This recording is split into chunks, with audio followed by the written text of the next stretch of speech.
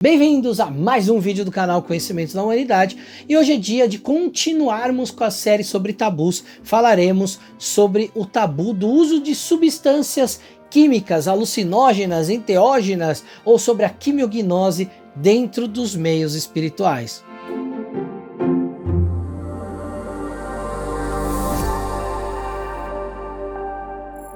Vamos lá então, pessoal, falando de um pouco de uso de substâncias naturais ou artificiais, né, as famosas sintéticas, dentro do mundo espiritual. Isso tem se tornado algo mais comum de nós termos ouvido. Antigamente era uma coisa mais fechada, mais restrita, mais escondida, mas com a grande globalização, com o grande acesso às informações, às tribos indígenas, às substâncias, enfim, a um monte de coisa, ficou mais fácil que dentro do meio espiritual nós tenhamos acesso a esse tipo de substância para causar o tal do estado de quimiognose. Para a gente entender isso, primeiro vamos entender o que é essa gnose. Essa gnose nada mais é do que um estado alterado de consciência que eleva a nossa consciência para um nível superior ao nível do mundo físico e faz com que nós alcancemos certos conhecimentos que só estão disponíveis nesse mundo superior. Então a gnose, ele é um conhecimento que vem quase como uma epifania espiritual e toma conta de nós. Logicamente que uma quimiognose é uma gnose que é buscada através de uma substância química ou de uma indução química no seu organismo. Como diriam os grandes poetas, desde os tempos mais primórdios, nós nos valemos de capacidades naturais para induzir dentro de nós os estados de quimiognose. Os grandes xamãs da antiguidade conseguiam entrar em estado de transe naturalmente, sem uso de nenhuma substância. Eles conseguiam acessar os mundos superiores das árvores xamânicas, os mundos inferiores das raízes das árvores xamânicas, ou como algumas tradições mesoamericanas e da América do Sul, o voo xamânico, que era a sensação de estar voando fora do corpo. Eles faziam isso sem uso de nenhuma substância, porque tinham essa capacidade natural, porque estavam integrados com a natureza. Com o tempo, nós fomos perdendo um pouco essa capacidade de nos integrarmos com a natureza, porque fomos ficando mais racionais, menos instintivos, começamos a construir questões de sociedade um pouco mais complexas, vilas com uma estrutura social mais complexa, e com o tempo essa figura desse xamã integrado com a natureza se tornou algo mais raro, mais difícil de encontrar nas tribos, e aí nós temos então uma necessidade desse xamã escolher um descendente da sua tradição para passar os ensinamentos. E ele não podia esperar que aquele descendente se reintegrasse à natureza, então eles começaram a descobrir que certas ervas, certos cogumelos conseguiam fazer com que aquela pessoa que não tinha a capacidade natural de entrar nesse estado, entrasse no estado através daquelas substâncias, e aí com isso a tradição começou a ser preservada através da aceleração da criação de novos xamãs para que eles conseguissem entrar nesse estado alterado de consciência. Existem tribos xamânicas até hoje, aldeias xamânicas até hoje no mundo, que ainda usam os métodos antigos, principalmente o tambor ou a tenda de suor, que é uma tenda em que as pessoas entram numa alta temperatura, que chegam ao ponto de suar tanto.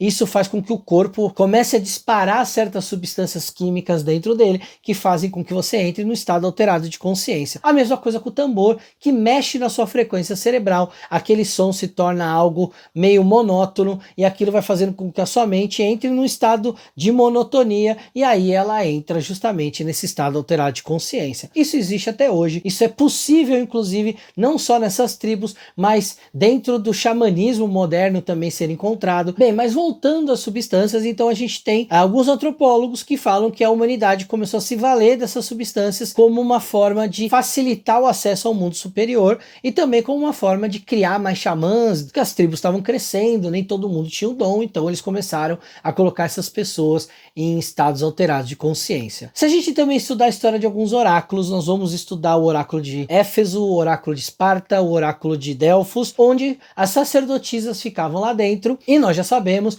que, por exemplo, o oráculo de Delfos tinham ali certos gases que saíam ali por dentro e que aquilo colocavam as sacerdotisas, as pitionisas, em estados alterados de consciência, e elas proferiam grandes profecias e grandes sabedorias ali para quem ia se consultar. Com o tempo isso veio se tornando mais comum, as medicinas da floresta estão aí para mostrar que os povos originais, os povos indígenas, se valem dessa medicina da floresta, nunca como recreação, nem porque alguém estava com problema amoroso e precisava ir lá se consultar com o pajé, mas aquilo era usado em rituais específicos, de momentos específicos da tribo, mas isso se tornou algo acessível a muitas pessoas. A gente tem uma religião no Brasil, principalmente a religião do Santo Daime, que se vale disso, e para o uso religioso é permitido que a ayahuasca seja usada, por exemplo, né? O chá do Daime é um chá também que nos leva a ter esse estado alterado de consciência, chegar nessa questão da quimiognose. Então isso se tornou algo possível, mas em alguns casos tem sido usado de maneira extremamente irresponsável. Os próprios povos indígenas, os povos originais, os xamãs,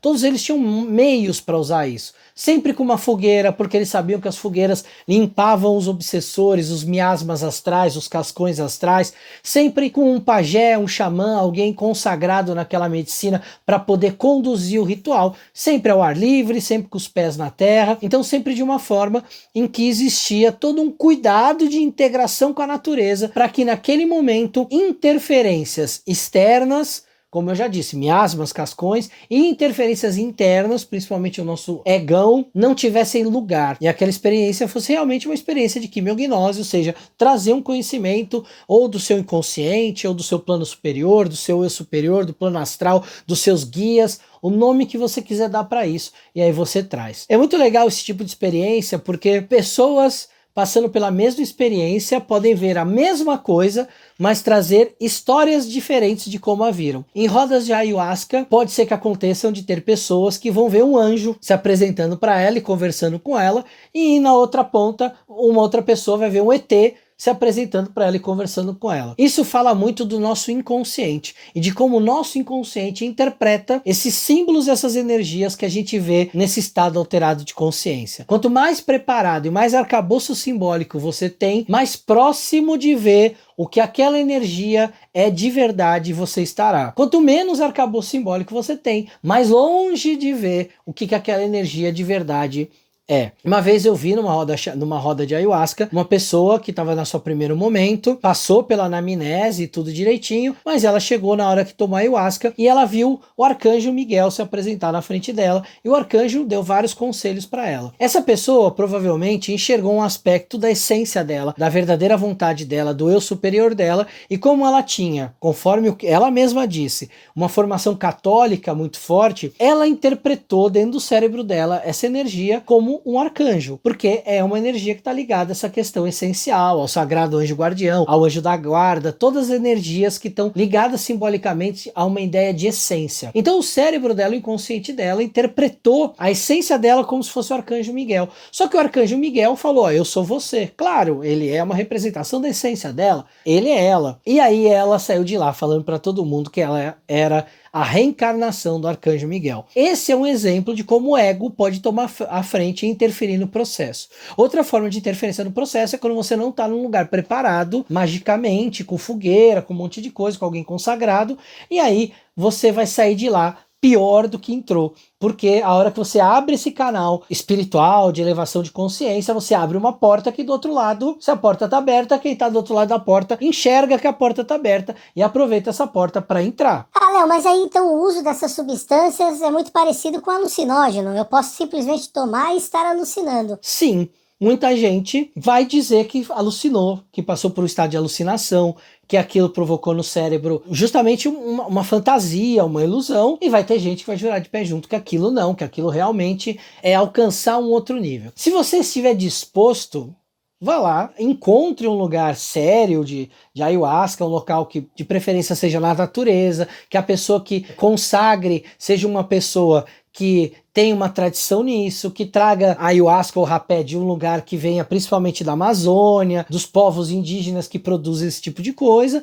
Aí você pode ir lá experimentar e ver o que você acha. Qual é a sensação que você tem. Se você não está acostumado com tomar substâncias assim, talvez realmente seja uma grande viagem. Se você estiver acostumado, talvez você relacione algum outro tipo de uso de alguma substância, ou talvez você chegue na conclusão de que aquilo é muito diferente. Eu já passei dentro de tribos indígenas por esse ritual e para mim foi algo diferente. Foi algo que saiu do plano normal das coisas e por isso que eu considero algo extremamente sagrado, e muitas vezes no canal eu falo de condenar quem usa isso toda semana, porque parece que tá indo no parque todo fim de semana, quando aquilo na verdade tem que ter um propósito. Tudo dentro da magia, tudo dentro do autoconhecimento, seja uma regressão, seja o uso de uma substância, seja, né, para buscar quimiognose, seja qualquer coisa que você vai fazer, magia sexual, tantra, qualquer coisa que você vai fazer, você precisa de um propósito. Simplesmente ir lá para ver qual que é daquilo não é um bom propósito. O seu propósito é: eu quero fazer isso porque eu quero conhecer determinado aspecto meu, ver dentro de mim o que está